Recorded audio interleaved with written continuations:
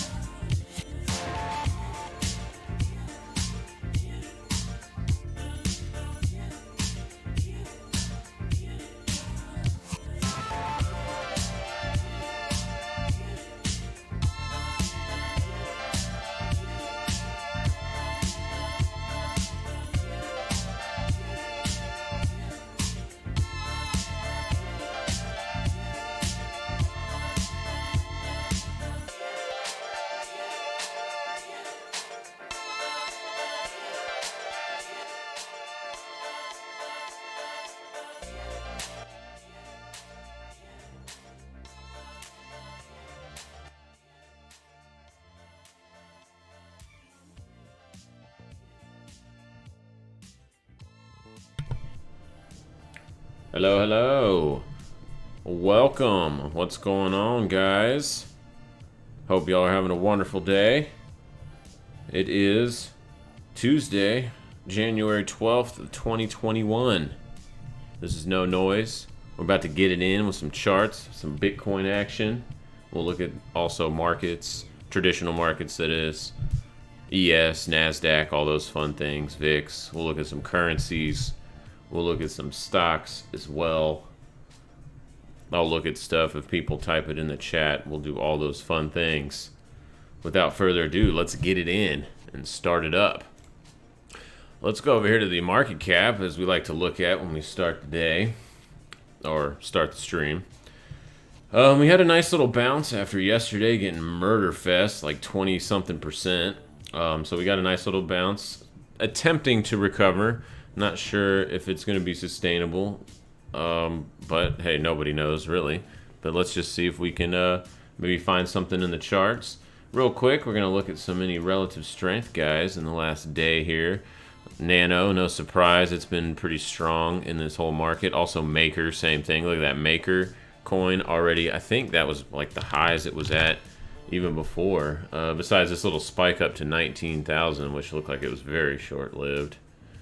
Yeah, so pretty nice recovery from a lot of stocks here. Looks like there's a little trend line already.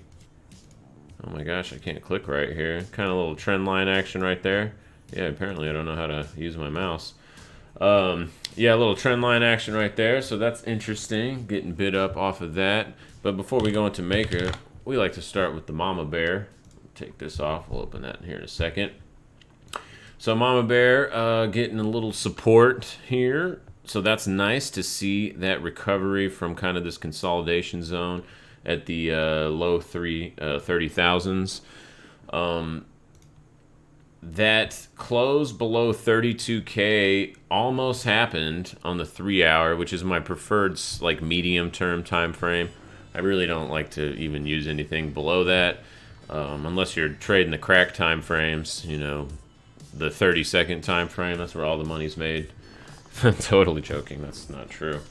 But yeah, it's not. I mean, somebody probably does it, but not me. I don't want to have to look at the charts all day like that. But as you can see, we did close up here. Some nice buys coming in.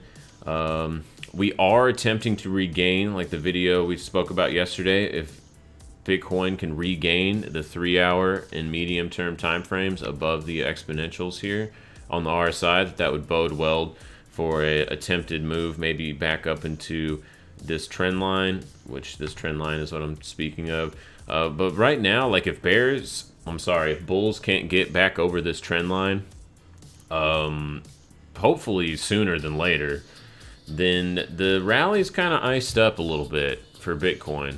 That was enough damage to kind of just put the damper on. If we look here on a daily, it is getting rejected from the lowest time frame here, which is a 10 simple, this cyan colored moving average. So we are getting a little rejection there. That sits at about 36.5. So really, I bet that probably coincides well with some Fibonacci. Let's look. Yes, it sure does. Look at that. 3618 is right above 37,000. So this horizontal right here that I just put on, you can do that real fast from your chart if you just hit Alt-H on the keyboard if you're using TradingView. TradingView is probably my favorite charting software. There's some other ones. The only thing I wish that TradingView had was tick charts, which they don't offer. They got range charts, but they don't do ticks unless maybe they updated it. Nope, they don't have them yet. Someday, it's just such a resource hog that I understand why they don't do it. But anyway, I digress.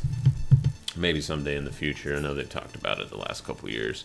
But anyway, we got a lot of resistance right around here on this medium time frame level. Again, coinciding, there's a lot of confluence in this zone from about 36 to 37,000. So until we can really clear that, at least on like a 3-hour, preferably like on I'd really like to see that on the daily. Oh, getting an alert on ES. We'll go back over there shortly. I'd like to see that really on a daily time frame above this line, and really to get real sexy above this 38,000. That would be very nice. It bouncing here off this 21 daily MA though, that that's very, I love that. That makes me a little bit excited in the pants. But, and then this coinciding too with the 3 hour, we're getting a little bit of, hey, we might pull out of this. The only problem is when you get above the exponentials on the RSI and you're below the medium term time frames, like the yellow and the orange. Actually, let me clean up some of these real quick. The yellow 21 and the orange 55 EMA, when you're below those and you get this, it's a little bit early. Confirmation is usually had when price gets above these two medium term averages and it's above on the RSI. So if we can get that, then that probably will get a nice stab up here into the upper 30K range. And then we'll see what happens after that if we go to the upside. For the bearish side, for the bears, any closure below these levels right here, again 32-ish thousand, that hasn't really changed since the previous videos. So if that starts breaking on the medium time frames, I would definitely look for continuation, probably testing down here in the mid 20,000s, which, yeah, watch out for that. But right now we don't have that. We're kind of a little consolidating. The market's digesting this whatever, what is 25% dump. So we'll just have to see what happens over the next couple days. But this is definitely noteworthy price action. Let's go back to log scale. That's down over here. I just changed that real quick. So you can see it's still trending up. Very nice. Let's look at a weekly. Weekly's still up here. So if this does want to get some reversal action, it still has a lot of room to go. That's the scariest chart. We already talked about that in a video a couple days ago. Just how far away we are from the weekly 21 EMA. And so if you want to know real quick, I'll just do it real fast. I'm not going to go through every single, every single instance here, and here, but I think it was 3 days ago the video we did, and I timestamp all my videos too, so you can just go in there real quick and check it out. You don't have to watch the whole thing or scroll through it and try to find what's going on. But so we've got this here. Is it about 50-ish% away from it? And that's in the upper range. It's usually 50 is on the high side. I think the highest I believe I saw was like 60. Yeah, here it's about 60. So it is extended on that. It can easily come down to 20s and before continuation here. But as of right now, on the daily, getting caught on the 21, that's what we want to see. So that looks pretty nice for the continuation of the upside. And again, especially if we can get back above this RSI trend line on the medium terms, that would be really awesome. And I do have an alert on that, so I'll know that ASAP. And that's really easy to do. If you want to put trend lines on here, you can just go to the tools right over here, and you can just draw you one however you like. Trend lines are subjective for sure. Everybody has a little slight different rules, but kind of just capture, good is good enough. It doesn't have to be perfect, but yeah, you can kind of just see right here. And if you want to put an alert on there, you just right click on that guy, and right here it'll be on the top. So we're waiting for that to see if maybe that happens. If not, we're going to get continuation below that 32K level. That hasn't changed. So let's go look at the Ethereum, Mr. Unicorn Shirt Man. Oh, yeah, same kind of posturing on RSI, regaining some of the exponentials, so that looks great. Usually from down here in this kind of posturing, that signals nice moves to the upside, but you do have to watch out for fake outs. So for example, here's one right here. You can see it starts regaining it, and then immediately does one more dip before it regains it again for continuation. And so, let's see, let's actually zoom in on this one, just to give you an idea. So it gets up here, above it. We're looking good above here. We're above all the medium moving term averages. This is really nice. It's like, oh, hell yeah, we're getting continuation. Probabilities are to the upside, basically. But then you get this nasty reversal, just engulfing candle from the last couple days. And you lose the exponential down here too, actually on this second one, saying, hey, that was a little fake out trap. And these do happen a lot. This purple line here is a Eller's Mama average. If you want to use that, that's kind of like my general trend. markers, so that I wouldn't have liked that because it didn't get back above here either. See, you can see it got rejected in that area. That's just a little extra one because it doesn't get faked out as much as the traditional moving averages, and that you can find on the indicators list on here. You can just type in Eller's Mama. Well, I guess you have to spell it right though. It's with the E. Yeah, there you go. There's a few different ones. You can kind of pick the one you like to use there, what fits your style. But anyway, that's what I'm using there. And if we go up into the recent price action, we are getting rejection from these medium time frames, so I don't like that. And the DMI is actually showing bulls are in control still right now. They are in the power zone, which is anything above 26, whether it's the green or the red, which is obviously green. Well, not obviously, because if you're in Japan or overseas in a lot of the Asian countries, red candles or up candles, or even, I guess, general Eastern, Far East. It's like that in Australia too. I don't know why. It's kind of funny, but anyway. But here in America, it's red is bears. I'm sorry, confusing myself. And green is bulls. So right now they're totally in the power zone. I'd like to see this flip, or at least get into the neutral zone for continuation on this guy to the upside. But right now this is more indicative of a kind of a more like it's possibly could get continuation, but it's kind of more of a fake out signal at this point. And volatility is still very high too, which up here is the HVP, historical volatility percentage. You can also find that in the indicators too. Just look up historical volatility and it'll be on there. But here you go. Same thing, posturing on Ethereum right underneath the 10. So still got some work to do for the bulls. Like, it's confirming that the rally is iced for the short term. Let's see. Litecoin actually looks worse. Litecoin has yesterday's daily close ended up making it below the 21 EMA. That's not good. I don't like that at all. Let's zoom in a little bit. Yeah, and it's struggling. This isn't really, I mean, it's above it, but that's pretty weak ass signal. And you have the same posturing here. Bears are in control on the DMI. High volatility still. So this move, you know, might not be over to the downside. We got 146 and about 130-ish, like high 120s. And we break out of that range on either side, we're going to likely get some pretty good continuation. Because, I mean, even if we test the bottom end over here on the 377 on these wicks, I mean, that's 14% drop from here. So, you know, that's ain't nothing to shake a stick at, or I don't know if that's a saying or not, but whatever. But yeah, Litecoin looking the worst. So be careful, because Litecoin kind of was a leader in a lot of this before. So, but as you can see, it's not super bearish yet because you have to default to higher time frames, and we are bouncing off of the lower time frames. This is a good pullback. If you're only looking at weeklies, this is still very much intact. But the daily might be giving us a little bit of a sign like, hey, just be a little cautious here. You can see it did it back here as well, and then ended up getting caught and continued. So I'm definitely going to be keeping a very close eye on Litecoin here. I'm actually, while we're talking, I'm going to go ahead and put an alert a little bit lower. And then we're going to put one at 147.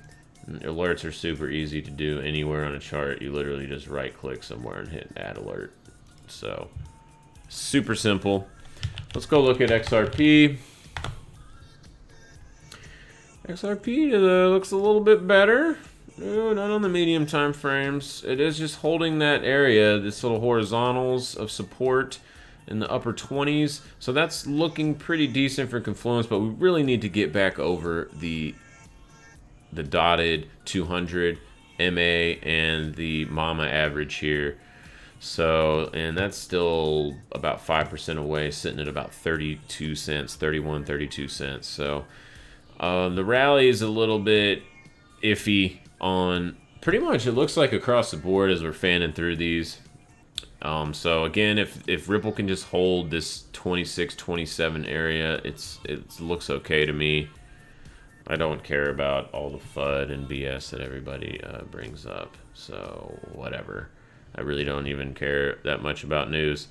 News is usually built into charts, and people will be like, "What?" Let me just give you a great example. What's a Bernard Baruch, a very good technical analysis from analyzer back in the day. He said, or technician, we could just say simply. Show me the charts and I'll tell you the news. So, kind of a good saying. This is all those stuff is baked in. Fundamentals, all that stuff is baked into price action. Price action is king. And as you can even see, the resistance we had at this horizontal, just from lots of previous business and some of this clustering here and some fib extension action. This was a big resistance area. And you can see as it started curling down here on the RSI, we lost the momentum on this candle right here, and even on the pump trying to get back up over these, the RSI never regained the momentum. So, and I mean, when you get this clustering for over a week under the shortest term moving average, that's usually not a good sign for continuation. The probabilities start becoming more in your favor to the downside. So, and you can even see this whole move pretty much stayed under. It looks like it had one little blip right here on this pump, but still staying below the horizontal resistance and all this business. And you get this nasty wick, seller's wick on top of this candle with this little rounding action. Like this is super weak. Like, yeah, maybe you didn't know the SEC was going to dump, and say we're going to sue the shit out of them and it was going to dump 70%. Like, no one really knows that part, but it was giving lots of warning signs that, hey, the momentum is waning. And look at the HVP up here. The volatility was massive on an up move like this, too, in consolidation. That generally does not happen. All right, let's go to traditional markets. Hanging up above this horizontal. I can't get bearish on this at all until we break 3750. Same kind of chart. Looks great. Weekly looks good. Right now the target's up in this red box in the 4,000 to 4,200 area. It's going to stay that until price action tells us something else. So right now it's just going up.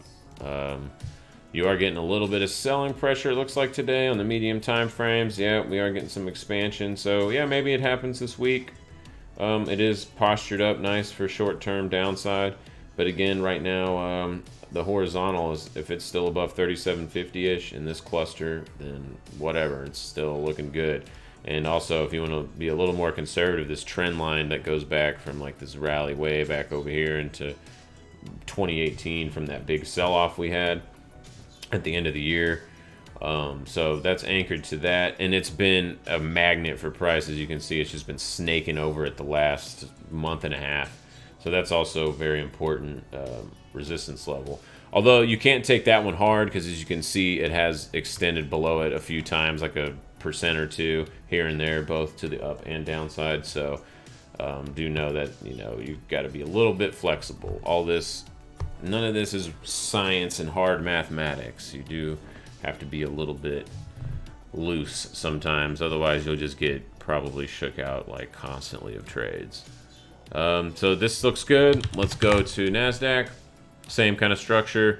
We do have this overhead resistance line at 13,300-ish.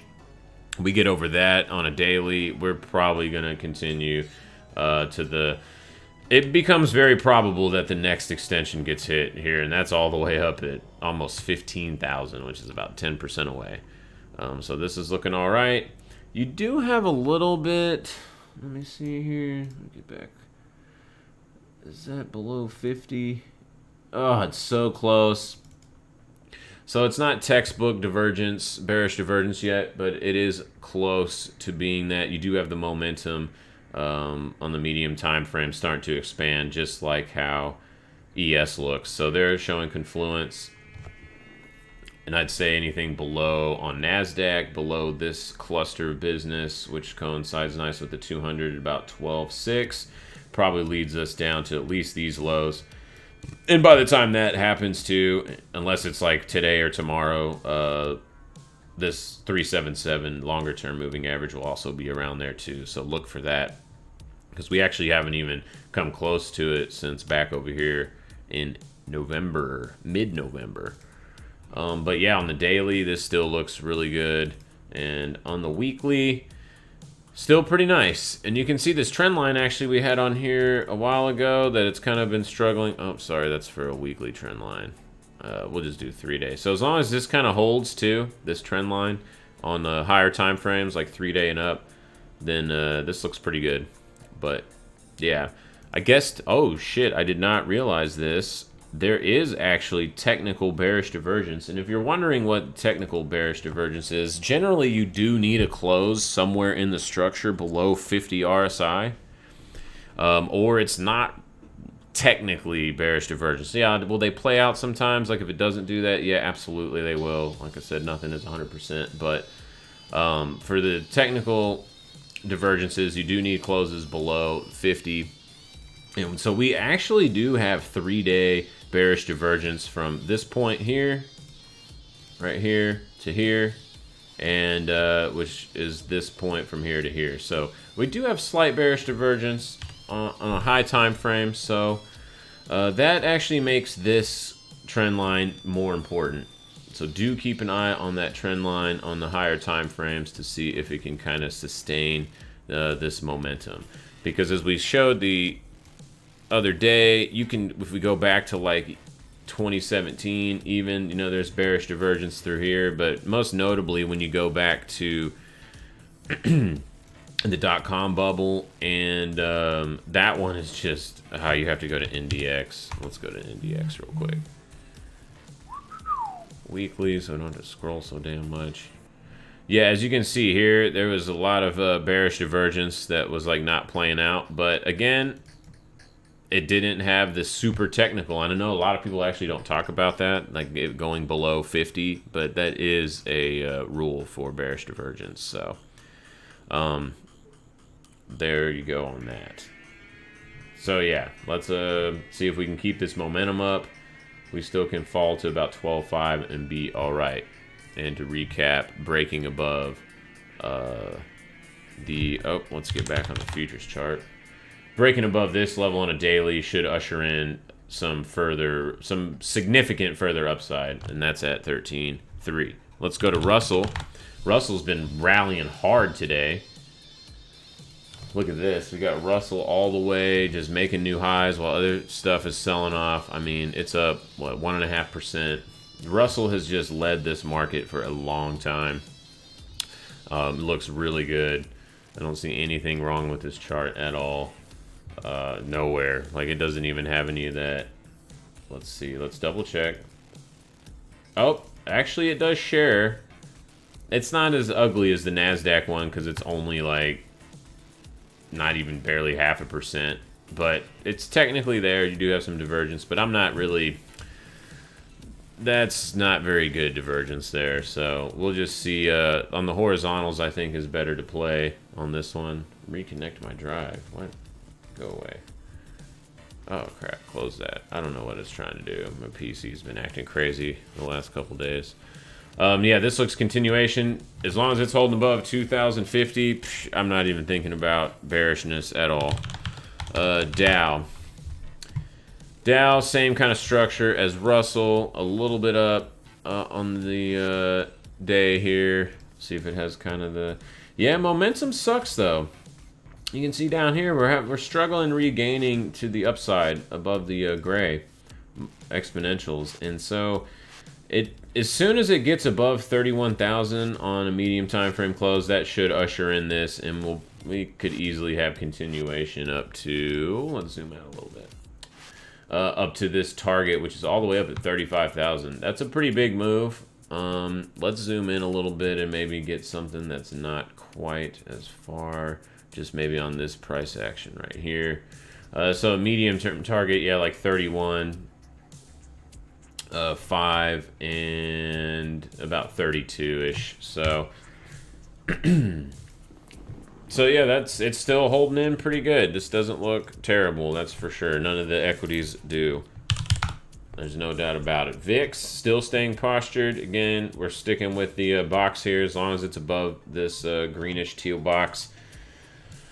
You know, you do have to watch out for moves in the equities. So VIX is has a very interesting posture here, just clustering around the low 20s. I'd really like to see it get below 20 for this bull market to really take off and continue, but it might not do that because it's just kind of scary. And we can, like, there's a lot of uncertainty still, I guess is a better way to put that. And just like in 90s, like if we go back to the 90s, up into the dot-com bubble, you can see it got elevated here and it got real spiked right here. This was a currency crisis in the 90s. That just kind of popped out of nowhere. But as you can see, after the volatility got elevated, it pretty much stayed above 18-ish for most of the year. I'm sorry, most of the sell-off.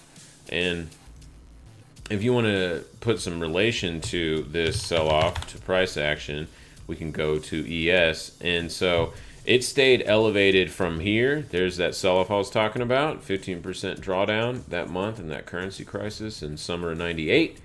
And you can see all through this move, literally about 3-4 years, the VIX stayed above 18.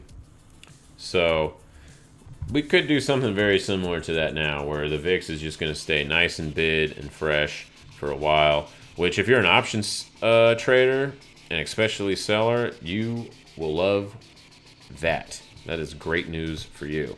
All right, let's go to gold. Gold trying to hold on. It is desperately attempting to hold on at these levels. This cluster and this trend line, man, yeah, this is really important. It holds this swing low right here on this wick, and definitely this local low at 1776. Great number. Weekly's getting caught, so there is support around these areas, but if the king dollar keeps getting serious with the rates going up like they have been on like the 10-year on TNX, which we'll go look at here in a second, that's not going to bode well for gold generally. So it is nice that it is holding right here though. So I'm still chilling with my long precious metal positions. If it breaks below, I'd like to say if it broke below here, I'm definitely going to be closing them. But I think even if it comes back below these levels again and retests this wick, it's not going to look that sexy. Let's zoom out on a weekly again. Yeah, still below it. You can see it's lost the momentum on the weekly RSI back on this candle at about 19K. 2-day is probably my favorite time frame for gold. This looks still okay. Neutral on the DMI, a little slightly bearish on the RSI, but oscillators will lie to you. Sometimes it's best just to use horizontals, and here you go. You got massive support. I mean, look at all this business right here, and then right here on the bounce. So yeah, there is a cluster of business right here at this horizontal. So I'm still liking gold for right now. I might even add to some positions this week, depending on how that plays out. Let's see. Silver having a nice move off the lows here, about 5% up. Let's see if we're getting any. Yeah, see, here we go. We're regaining some of the exponential. So it's giving the first clues that it could possibly have an extension to the 55, which is about 26.20, and maybe even a little bit higher than that. But it is getting the pressure on. You can see the purple Mama average here is really putting the pressure down. So if it keeps getting rejected from this 26 handle, and handle, if you don't know what that means, that's just like the range, like the dollar range. Anything in 26 point something is like a handle. So if you ever hear someone say that. But this is set up pretty well for the first parts that you need. You do have, let's look at DMI. Yeah, see, and this is better than earlier in the video when we were looking at Bitcoin, where it's still in the weak zone, the bulls are. You have at least the bulls in the neutral zone on this DMI, so that bodes a little bit better for silver. So maybe we do see a little bit of a move up to 26 on that one. Let's look at GDX. Those are the miners. Let me turn off some drawings too. GDX does not look very good. Let's zoom out on a daily. This chart is just already looks ugly and shitty anyway, but this is kind of a sloppy little weird trend line right here too. Yeah, it is. I actually don't know why I have this one on here. Let's delete that crap. Let's delete that crap. Get it off. We don't need it. Yeah, you do have some kind of like weird little channel that it's almost in. Let's see if we do like this and channel it up. Yeah, it's kind of has some little channel going on. Rising channels technically are not bullish patterns though.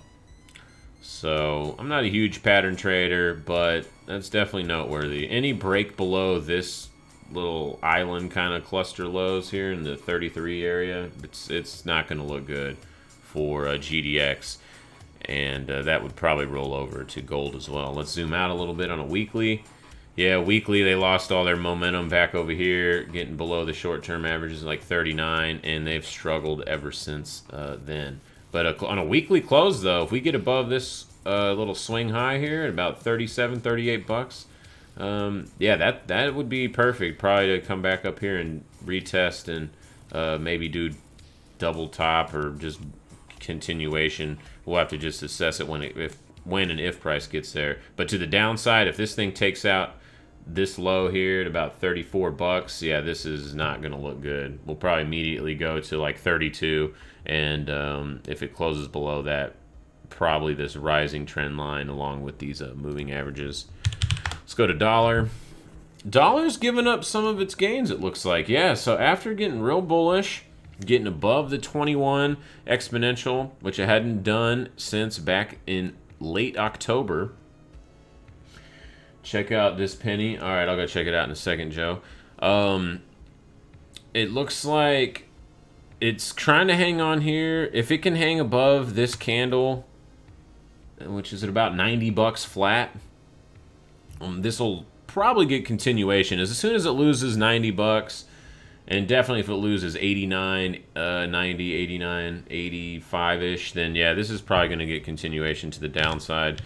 Let's go look at TNX real quick. TNX came right up to trend line target we had, and it looks like it's getting rejected there. So that is very interesting. For dollar strength to continue. The dollar strength continuing, this really needs to break above this level. And I'm actually going to go ahead and put an alert on that a little bit higher at like 120-ish, and we'll see what happens there. Any move back below, let's zoom in a little bit. Yeah, some of the momentum is waning now. It even waned on that. You can see DMI was flat while this was moving up. So any close below like short-term moving averages, like a 10 simple or 9 EMA, a lot of people use, they're real similar. Then I'd probably look for this to consolidate or maybe even just fall out. I'm not really sure exactly. There's a lot of anticipation on what the new administration is going to do and all this other shit with the dollar. So it's a pretty hard read. That's why I just like to look at the charts mostly. I find it's just much easier on my psyche for sure, because the news is wrong and bullshits all the damn time. So right here, yeah, losing on the short term right now, it's about $1.10, we'll call it, and that would not be a good look for that. Let's go to, before I forget, we'll just do Joe's little what is this, Mr. Rivera, CLSN. What is this? Celsian Corporation. Have no idea what this thing does. I do like this chart though. Penny stocks are always dangerous, obviously, but yeah, terrible earnings. Looks like they never hit. They're always missing. Oh, there's one. And they got earnings coming up in damn late March. So yeah, earnings season's coming up here soon. This actually looks pretty good. I like how the EMAs are in chronological order here. They're starting to open up to the upside, and it's nice and steady. That looks pretty good. I like that. Weekly's regained momentum on the RSI. And let me see it. I've never looked at this, so I gotta throw some of these on here real quick. Oh yeah, Bears getting back into the neutral zone. Yeah, this is a pretty good chart. I kind of like this chart, Joe. Not too shabby. Maybe a run up here to this area where all this gap was, about 120. But if this clears these median or long-term moving averages, the 377 and 200, if it can close a daily above like 140, let's be more conservative, like 155, 160, it'll probably fill this gap. So that's a lot of room to run here. I mean, what is that? That's almost 200%. So yeah, nice chart. But as soon as the price on this, if it breaks back below, man, 80 cents, then yeah, I think this would be it would be toast and probably continuation to the downside. But even on the medium-term time frames, this looks pretty good. You've got it crossing back over the 377, and they're opening up. Every moving average is pretty much pointing up except for the longest term one. So that looks pretty good. I definitely do like that. Nice little chart there, Mr. Joe. Don't know what the hell these guys do. Don't know anything about them. But the chart does look pretty damn good. All right. Let's see. What do we got here? What time is it? We've been in about... Okay, so it's getting close to wrap-up time. I did want to show something else, but I forgot what the hell it was. Oh, yeah, Hershey's. The smart money indicator, as it might be dubbed. You can see it almost broke out of its range today. I'm really watching this like a hawk, like I've mentioned a few times. Hershey's, if it doesn't participate in broad market structure to the upside, it's generally not a good thing. I don't know what it is about Hershey's having some really smart investors in the trust and stuff, but yeah, this is not good. We do not want this to break out for bulls in the equity market, especially below this cluster here at 146, 145. Same though for bears. You don't want it to be going back up to the upper range of this and bust out of the top of this. And this only has a couple of months left. I mean, it's already, usually equities will break within about 70-80% full, and this thing is like, this is pulling a Bitcoin, where Bitcoin likes to fill out triangles all the way to the damn apex. And it does have earnings here, notably on the 4th, which is 90-ish% full on that, so I'm expecting resolution on that within the month, and I think that's going to be a good sign there. Let's see. Oh, I was going to add oil to the mix. Some energy. That's what I wanted to do. Oh, I hate this damn candle. It messes up my chart. It messes up everybody's chart. It's just like, oh yeah, negative a bazillion. Yeah, broke out of this long-term horizontal that I've had on here, which is like right where it failed and gapped down from the destruction to negativeness. But yeah, I mean, once it broke out of there with this engulfing candle, I mean, look at this damn price candle right here. There's a lot of volume on it too. I mean, it just engulfed the past almost a month of business, or like 3 weeks, and it's been moonshot since then. So this looks like it's getting a little extended, but hell, let's see on a weekly. Yeah, a lot of resistance up here in the mid 50s and hardcore resistance all the way up at 70, which is a gigantic run, but that is what it is. But yeah, this is actually looking pretty damn good. Let's look at medium time frames. They're okay, not too bad, as long as they're riding up these MAs. No reason to be bearish. The trend is your friend, as they say. Such a stupid saying, but it's so damn true. Don't let the simplicity fool you on that one. All right, Bitcoin. Let's wrap it up. Wrap her up. Looks like, oh my God, it's dumping. It's down all the way 2%, $600. Sell everything. It's over. Just turning off the stream now. It's funny. I see that all the time in chats and other things I watch. You know, like other traders and stuff about Bitcoin. Like in the chat room, they'll be like, "Bitcoin's dumping," and you go look, and it's down like $60. It's like, damn, how much leverage do you have on? That probably means you're way over leveraged if you're worried about freaking $50 moves, or in this case now we have to put them out to like $1,000 moves because that's only like a couple of percent now in Bitcoin. So Bitcoin, oh, it's okay. Oh, look at this on the real low time frames though. This trend line we spoke about, here it is on the 3 hour. It keeps getting rejected, man, and I don't like that. I don't like that. That's not sexy. We need this thing to start taking off relatively soon too, because it's starting to get the damper on. You can see here the mama is starting to put pressure on there, and it's even this flat part is coinciding with all this resistance and sell-off. And this little candle right here on the medium time frames, this guy, not great. But as soon as we can clear over that on a medium time frame, you know, 4-ish hour, give or take an hour or two, then we probably will get continuation. But this is not really, it's a decent bounce, but this could just be kind of dead cat liquidity break kind of action for further downside. Yeah, I mean, we're trying to regain this like we spoke earlier in the video, but it just boils down to this horizontal. I mean, we really got to get back over 36. Any close on this 3 hour time frame below 32,000, even a 2 hour would probably do it in, but I like the 3 hour better. So any kind of close below that, and especially, geez, a daily close below like 3,200, any of this cluster business here, yeah, that's going to be real nasty. You know, something we haven't looked at in a while. Let's go look at volume profile, see what that looks like. I usually like to look at that one. Let's clean up the chart. Yeah, wow, holy moly. But we don't need to go that far back. Let's put log back on.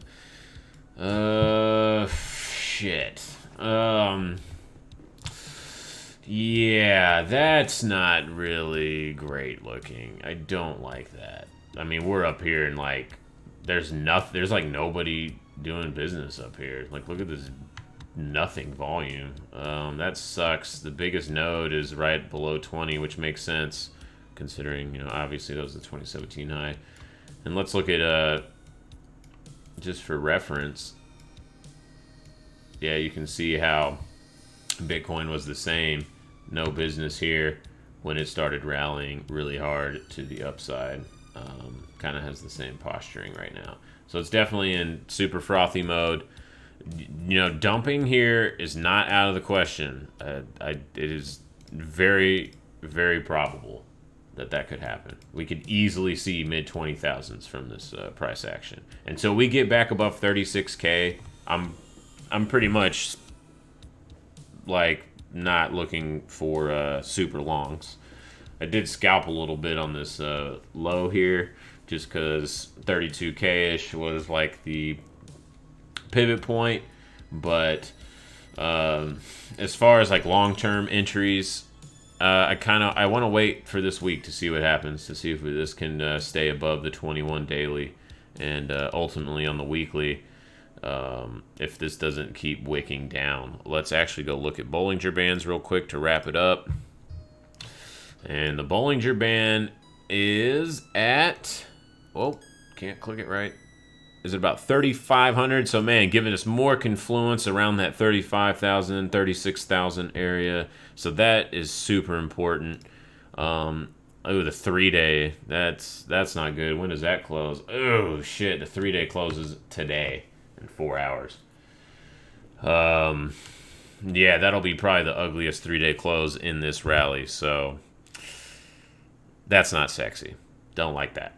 But we don't know shit. We just got to wait for the market to tell us what's up. And right now, it's telling us to be a little bit cautious. And with that said, if there's not more, some great English. If there's not any more requests or anything, I'll be signing off here shortly. And we'll do a video later. Maybe today. I don't know. I've been thinking about getting crazy and doing all kinds of different videos because there's just so much stuff to talk about. I mean, it's just all over the place. Oh, let's go through some, why not? Because, you know, I'm here. I want to look at them too for the day.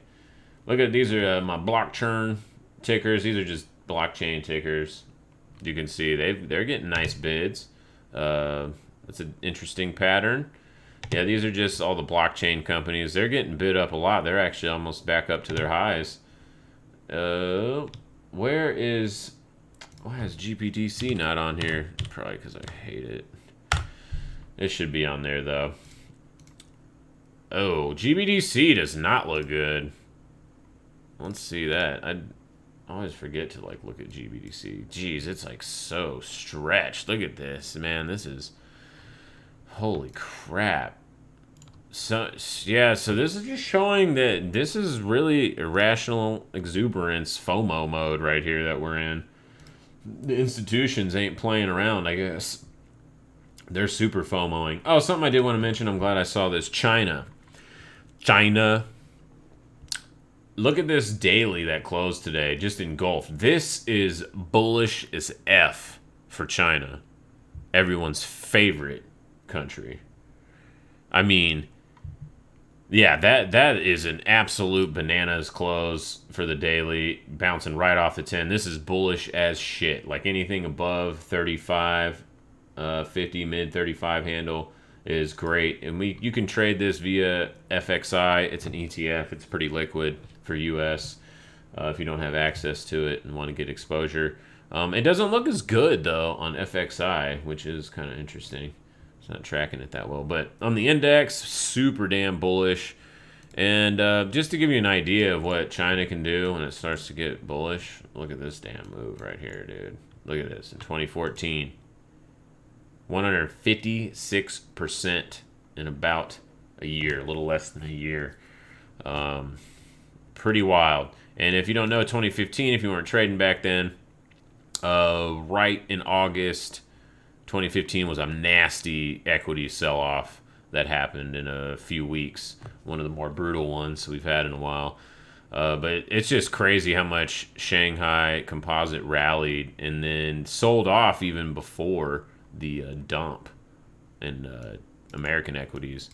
Did the same, look at this, did the same thing, just blow off insano moves right at the end of the bull market. I mean, this was almost a year and a half, 2 years, and we're talking once it kind of broke out of this range, it went up over 200%, you know, followed by 73% down in a year. But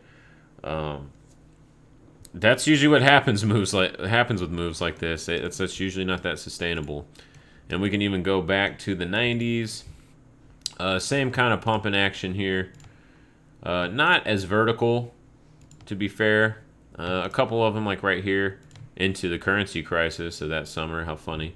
But yeah, some big pumps. And the only reason I'm kind of bringing that up is because if Shanghai starts to do that, you can definitely bet your ass that we're going to have nice continuation in the equities. And then I'll be looking for whenever this thing starts to pull back again like it did previously. All right. Looks like there wasn't any more requests or anything. Much love. Thanks for tuning in, y'all. We'll be back tomorrow for another video and some updates on the markets. All right. Have a good day. Peace.